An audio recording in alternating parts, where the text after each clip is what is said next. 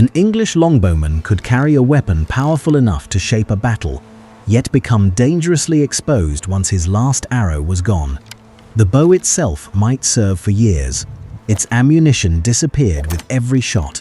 That contradiction created one of medieval England's greatest military problems. How could an army place thousands of archers in the field, keep arrows moving to them during combat, and avoid the kind of shortage that could turn an advantage into disaster? Near Ardres in June of 1351, that danger became real. Sir John de Beauchamp, the English captain of Calais, had led roughly 300 men-at-arms and 300 mounted archers on a raid near Saint-Omer. A much larger French force, conventionally estimated at about 1,500 men-at-arms, moved against him. The English withdrew from the vicinity of Saint-Omer toward Calais, then occupied a defensive position behind a ditch in a bend of a river. The position initially helped compensate for their inferior numbers. The French had difficulty breaking the English defense, while the archers could attack approaching troops from behind the protective ditch. But the supply carried by the bowmen was finite. Once their arrows were exhausted, their principal advantage vanished. French pressure, reinforced by troops arriving from Saint-Omer, overwhelmed the position. The surviving archers were forced to rely on swords and daggers against heavily equipped opponents trained for close combat. Beauchamp's force was defeated. Ardres revealed that the longbow was not merely a weapon. It was one end of an extensive supply system. An army could recruit excellent archers and bring strong bows into the field, but neither mattered for long unless forests, workshops, storehouses, ports, ships, wagons, clerks, craftsmen and battlefield carriers all performed their parts. England's famous arrow storms began far from the battlefield, sometimes years before a campaign opened. Military arrows were counted and issued in sheaves of 24. An archer might carry a sheaf in a belt or another simple container that allowed quick access. Surviving 14th century records show considerable variation in the quantities issued, commonly indicating 1 or 2 sheaves for each bow or archer in particular contexts.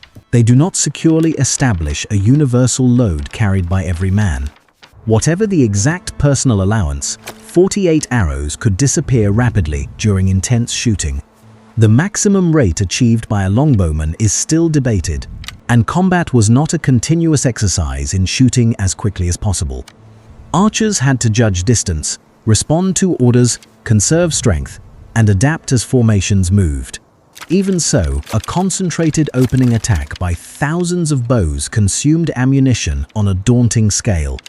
A few minutes of rapid volleys could empty the supply immediately at hand. The decisive question was therefore not simply how many arrows an army owned, but where those arrows were when they were needed. Producing them was demanding.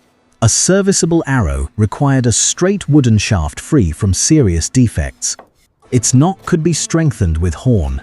Large feathers, commonly taken from geese, had to be selected, cut, and attached so that the arrow flew consistently. A forged iron or steel head completed the weapon, with different forms suited to different military purposes. Every finished arrow combined materials and skills drawn from several trades. The apparent simplicity of the object concealed the scale of the undertaking. Vast numbers of suitable feathers had to be collected. Timber needed to be found, seasoned, divided, and shaped. Smiths forged heads, horn workers prepared reinforcements, and fletchers assembled the components. If one material arrived late or failed inspection, production slowed. England could not meet wartime demand through the work of a single royal shop. It depended on a dispersed network of local makers coordinated by royal administration. The magnitude of that network can be seen in preparations for the campaigns of Edward III. Robert Hardy estimated that roughly 500,000 arrows were available to Edward Scrow's army during the Crecy campaign. That estimate does not prove that all of them, or more than that number, were shot during the battle itself. It does, however, suggest the volume required to support an army through deployment, campaigning, combat, losses, and replacement. Demand rose and fell sharply. In peacetime, orders could be modest. When an invasion was planned, royal requirements expanded with extraordinary speed. For Edward's expedition to France in 1359, the counties sent 850,000 arrows and 20,000 bows to the Tower of London, in addition to other provisions sent earlier or delivered elsewhere. Procurement on that scale could strip ordinary markets of ammunition. 3 years earlier, in the year of the Battle of Poitiers, the Chamberlain of Chester struggled to obtain arrows because royal agents had already taken those available for the King's use. The episode exposed a weakness in emergency purchasing. A kingdom could possess many trained craftsmen and still fail to meet an immediate order if stocks had not been accumulated in advance. The only reliable defense was preparation. Production before the crisis and permanent reserves in royal arsenals. Henry V understood that lesson. After taking the throne in 1413, he began preparing for the French expedition that would culminate at Agincourt 2 years later. His objective required speed. England could not easily sustain a prolonged contest against the greater resources available to the French crown. Longbowmen offered a powerful tactical advantage, but only if Henry supplied them through a siege, a march, and whatever battle followed. One of his early measures was to restrict the sale of arms and arrows to Scotland and other foreign enemies. In June of 1413, he also appointed the Fletcher Nicholas Minot as keeper of the King's arrows. Based at the Tower of London, Minot received funds and staff to purchase ammunition, supervise production, and enlarge the royal stockpile. The office placed responsibility for a critical resource in the hands of a specialist rather than leaving preparations to improvised orders at the last moment. Minot drew upon workshops across the country. In August of that year, he ordered 12,000 arrows from the London Fletcher Stephen Seller. That was one transaction within a much larger effort. The King's officers could send requirements into the counties, where sheriffs organized procurement and collection. Makers in towns and villages transformed local materials into finished arrows, tied them into sheaves, and delivered them for inspection and forwarding. Regional centers helped convert scattered production into military supply. Arrows from communities around places such as Bridgewater, Taunton, and Sherborne could be brought toward Bristol. Officials counted the sheaves, checked deliveries against orders, and packed the ammunition into barrels or crates. From there, loads moved to royal arsenals, ports, or forces already preparing to embark.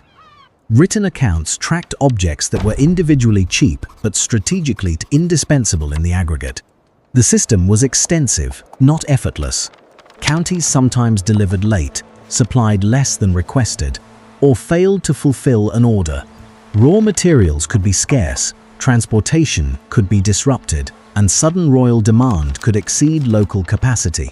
Inspection and record-keeping mattered because a nominal total was useless if it included warped shafts, damaged feathers, or shipments that never arrived. Administration could reduce these risks, but it could not eliminate them. Once collected, arrows had to cross the Channel. They traveled from arsenals to English ports, then by ship to continental bases. After 1347, Calais became England's principal logistical centre in northern France. Stores held there could support garrisons and armies operating nearby. Campaigns beginning elsewhere might receive shipments through other ports, but the underlying method remained the same. Move reserves forward in stages rather than expect each archer to carry an entire campaign's ammunition. When an army marched, spare arrows traveled with its baggage train beside food tools, tents, weapons, and other equipment. Companies of archers could have wagons assigned to carry their supplies. Bowers and fletchers also accompanied armies, maintaining bows and repairing arrows damaged in transport or use. The moving column was therefore not simply a body of fighting men. It was a traveling support organization whose pace and security affected what the soldiers could do. Battle created the most difficult final distance. Wagons normally remained behind the fighting line, protected from sudden attack, but too far away for an archer to reach without leaving his position. Someone had to move ammunition from the reserve to the bowmen. Reconstructions based on surviving evidence describe camp followers, including women and younger attendants, sorting arrows near the wagons. Runners could then carry fresh sheaves forward while reporting how much remained. Archers themselves may also have rotated toward the rear to collect ammunition. Longbowmen deployed in multiple ranks, allowing some men to withdraw briefly while others continued shooting. Such movement had to be controlled. A disorderly rush toward the wagons could weaken the formation at precisely the wrong moment. Whether supplied by runners or relieved in turn, the archers depended on rehearsed cooperation between the firing line and the reserves behind it. This was the tactical answer to the empty quiver. England did not make an individual archer self-sufficient. It created depth, arrows on the man, more with his company, larger reserves in wagons, further stocks at ports and arsenals, and continuing production at home. Each layer bought time for the next. If one link broke, as it had at Ardres, the bowmen could lose their advantage. If the links held, thousands of ordinary wooden shafts could be delivered as sustained battlefield power. Not every arrow was lost after being shot. Recovering ammunition during a clash would have been extremely dangerous, especially where infantry and cavalry were still fighting. Afterward, however, men could search the field and collect shafts that remained usable or repairable. In 1343, an English force returned 7,000 recovered arrows to England. At the Tower, 10 workers reportedly spent 6 days repairing and replacing their fletching. Reuse saved material, but it required time and skilled labor. By the time Henry sailed for France in 1415, his early preparations had connected these layers into a formidable reserve. The campaign still imposed severe strains.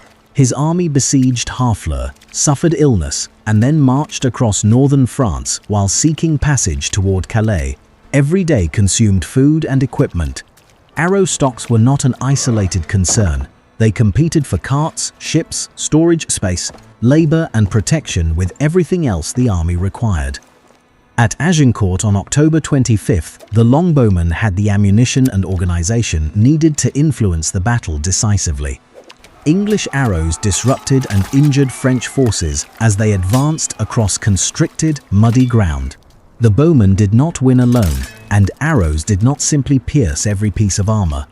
Their shooting helped disorder the attack, crowded the French formation, harmed horses and less protected men, and supported the English men-at-arms when the struggle closed to hand-to-hand combat. The contrast with Ardres is instructive. In both battles, English archers faced forces that threatened to overpower them at close range. Near Ardres, ammunition failure removed the bowmen artillery's principal means of resistance.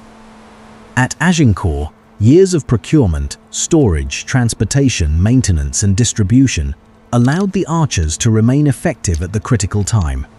The result cannot be explained by one weapon alone, but neither can it be separated from the system that kept that weapon supplied. England's military achievement was therefore as administrative as it was tactical. The celebrated longbow depended on fletchers in distant workshops, sheriffs counting local deliveries, clerks recording sheaves, sailors carrying barrels, wagoners guarding reserves, craftsmen repairing damage, and runners crossing the last stretch to the battle line. The arrow visible in flight lasted only seconds. The chain that put it there could extend across years, counties, and the English Channel. That chain never guaranteed success. Shipments failed, markets emptied, shafts broke, and armies sometimes shot faster than supplies could reach them. Yet by treating ammunition as a national logistical problem rather than an archer-fixed private burden, the English crown gave its longbowmen unusual staying power. The answer to running out was not an impossibly large quiver. It was a layered system designed to place the next sheaf within reach before the last one was gone.